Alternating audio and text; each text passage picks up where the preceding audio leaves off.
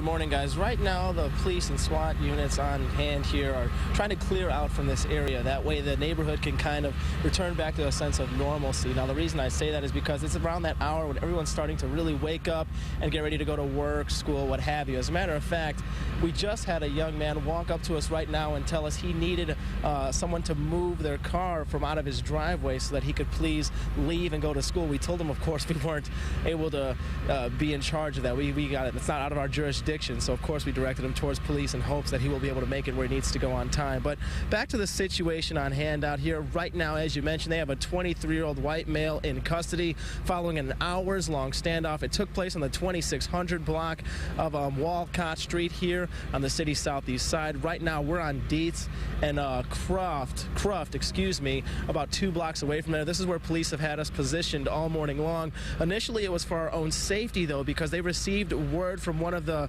suspect's family members that he had firearms in his home, and so that is why SWAT was called out, and that is why this entire situation really just escalated, if you will. It initially started around 1:30 this morning downtown Indianapolis on Illinois Street. That is where officers saw this gentleman driving a car the wrong way on Illinois, very fast. He somehow made it back to his place of residence here and was able to get inside, hole himself inside the house.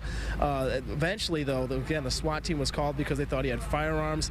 When they got here, they say they witnessed him flushing some items down his toilet.